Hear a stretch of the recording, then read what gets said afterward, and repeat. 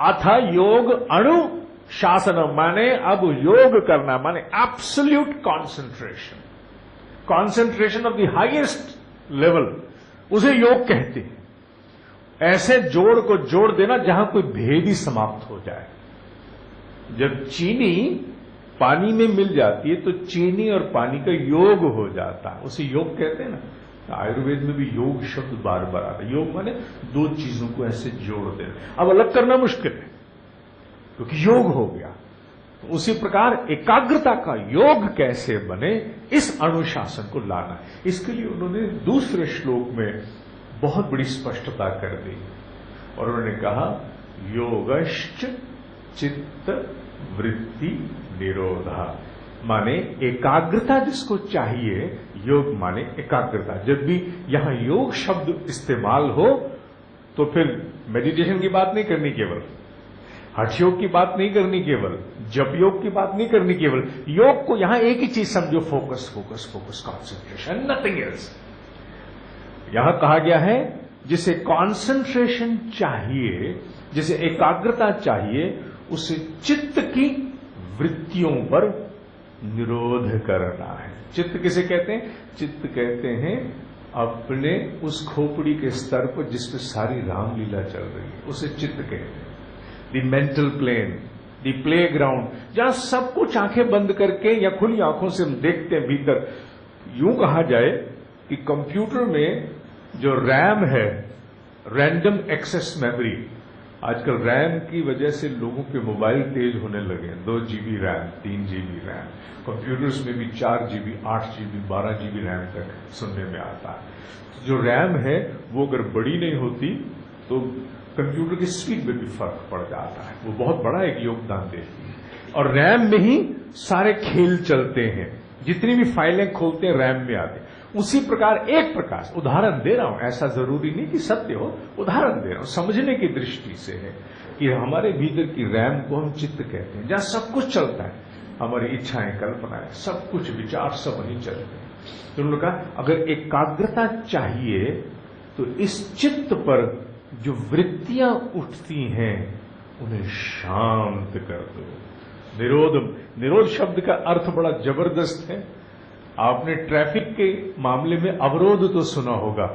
अरे साहब यातायात में अवरोध आ गया। अवरोध कहते हैं ऑब्स्ट्रक्शन को, माने एक चीज लगाई लेकिन आसपास से भी निकलने की जगह है, ऑब्स्ट्रक्शन है, इसको क्लियर कर देंगे। निरोध का अर्थ ये नहीं है। निरोध का अर्थ है ब्लॉक कर देना, बंद कर देना, सील कर देना, बिल्कुल ब्लॉक, माने खुलेगा ही नहीं, जाने का स्थान ही नहीं है। इसीलिए उन्होंने कहा अगर एकाग्रता चाहिए तो अपने चित्त पर उठने वाली वृत्तियों को ब्लॉक कर दो, तभी कंसंट्रेशन हो। अच्छा, ये वृत्ति क्या चीज है साहब? चित्त तो समझ में आ गया, मेरे भी तो जो कुछ भी सोचने समझने वाला हो रहा है चित्त। वृत्ति क्या है? वृत्ति बहुत बड़ा शब्द है। वैसे तो वृत्त शब्द हम सब जानते हैं, हिंदी में इसका अर्थ सब लोग जानते हैं, लेकिन यहां वृत्ति शब्द से क्या अर्थ है? या वृत्ति कहते हैं वो सारे विचार, कल्पनाएं, स्मृतियां, इच्छाएं, सारी की सारी भीतर की मननशीलता माने कॉन्टेम्पलेशन, वो सब वृत्तियां हैं। अंदर हम जब बैठते हैं तो या तो कोई चीज याद आ रही है, या कोई मन कर रहा है, या हम खिचड़ी बुन रहे हैं भीतर ही भीतर, या कुछ और कल्पना में खो गए हैं, हम ऐसा हो जाए तो। ये सब क्या? इन सबको वृत्तियां कहते हैं। All activities that we dispense at the mental plane are called as वृत्तियां। सब कुछ वृत्तियां हैं। इनमें से कुछ भी ऐसा नहीं जो वृत्ति की परिधि में नहीं आता, सब वृत्तियां। तो क्या कहता है श्लोक? योगश्च माने for the sake of concentration, चित्त वृत्ति निरोधा, चित्त में उठने वाली सारी वृत्तियों को ब्लॉक कर दो। अगर तुम ब्लॉक कर दोगे तो कॉन्सेंट्रेशन हो जाएगी। पतंजलि ये कहकर के तो चुप हो गए, लेकिन इसके आगे की यात्रा भी तो पूरी करनी है, क्योंकि पतंजलि का सबसे बड़ा सौंदर्य ये है, कभी आप पतंजलि योग सूत्र उठा के पढ़ना, उनका सौंदर्य ये है, जिस ट्विटर का आविष्कार आज आधुनिक युग में 8-10 साल पहले हुआ होगा मुश्किल से। ट्विटर 140 शब्दों में ट्वीट करो, प्राइम मिनिस्टर ट्वीट करते हैं, प्रेसिडेंट भी ट्वीट करते हैं, सब ट्वीट करते हैं। 140 शब्दों में फिर भी हम बहुत कुछ कहने की चेष्टा करते हैं, कह नहीं पाते। पतंजलि तो ट्विटर का भी बाबा पर बाबा था। वो इसलिए क्योंकि जब वो ट्वीट करता था, एक शब्द में वो कई वाक्य बोल जाता था। अगली बार मैं चेष्टा करूंगा कि आपको उसका उदाहरण दूं, उसकी ग्रामर की सेंस का। आप आश्चर्यचकित रह जाओगे। एक सिंगल वर्ड में कई सारे सेंटेंसेस को समाहित कर लेना, ये उसकी एडवांस्ड स्टेज ऑफ ट्वीटिंग थी, जिसे विश्व अभी समझ नहीं पाएगा। इसी प्रकार उन्होंने जब योगश्च चित्त वृत्ति निरोधा कह दिया, सब कुछ इसी में समेट लिया। अच्छा, चित्त पर उठने वाली वृत्तियां रोके कैसे? क्योंकि हमें तो कॉन्सेंट्रेशन चाहिए, एकाग्रता चाहिए, भटकाव बहुत है, हमें तो एकाग्रता चाहिए। तो इसके लिए योगियों ने, ज्ञानियों ने अब इसके बाद विवेचना शुरू की, क्योंकि ऋषि ने तो एक कल्पना की और दे दी सूत्र रूप में, उसे फिर नीचे खोलने की चेष्टा की गई। अच्छा, इसको ऐसा करते हैं। जिस प्रकार ऑप्टिकल फाइबर का आविष्कार करने वाले व्यक्ति ने केवल ऑप्टिकल फाइबर का आविष्कार किया, उसके प्रयोग कहां कहां कैसे कैसे होने, ये फिर नीचे अलग अलग लोगों ने विकसित किया कि ऑप्टिकल फाइबर को इस प्रकार डाटा ट्रांसफर में इस्तेमाल करो, ऐसे इसकी लाइनें बिछाओ, इत्यादि इत्यादि। उसी प्रकार यहां भी है। उन्होंने अपनी बात कह दी। अब इसके बाद जब विवेचना की गई तो फिर शिक्षण की दृष्टि से कुछ ऋषियों ने कहा, इससे पहले कि तुम चित्त की वृत्तियों को रोकने की कोशिश करो, पहले जान तो लो कि तुम्हारी अपनी अवस्था क्या है, तुम कहां हो। तुमने क्या अपने भीतर झांक कर अपने आप को जानने की कोशिश की? नहीं। सबसे पहले ये जानो कि तुम्हारी अपनी अवस्था क्या है, तुम्हारे भीतर के गुण क्या कहते हैं। कौन से गुण? व्हाट डू मीन बाय गुण? वो गुण नहीं, गुण मीन्स सतो, रजो, तमो। इसका कॉन्सेंट्रेशन से क्या लेना देना? सारा लेना देना इसी से है। जिस व्यक्ति में तमो होगा, रजो होगा, उसे कॉन्सेंट्रेशन लग ही नहीं सकती है, इम्पॉसिबल।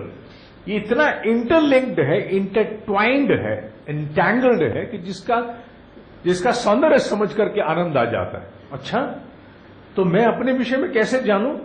4-5 सवाल हैं, उन 4-5 सवालों का जवाब आप अपने भीतर खोजोगे, आपको पता लग जाएगा मैं किस अवस्था में हूं। फॉर एग्जाम्पल मैं जब भी किसी विषय पर सोचने लगता हूं, विषय पर या विचार पर, तो उसी वक्त मैं परेशान हो जाता हूं, बिल्कुल परेशान हो जाता हूं, पता नहीं मुझे क्या हो जाता है। ओह, तो आपकी तो स्थिति बड़ी गंभीर है, आप तो पूरी तरह क्षिप्त अवस्था में हैं।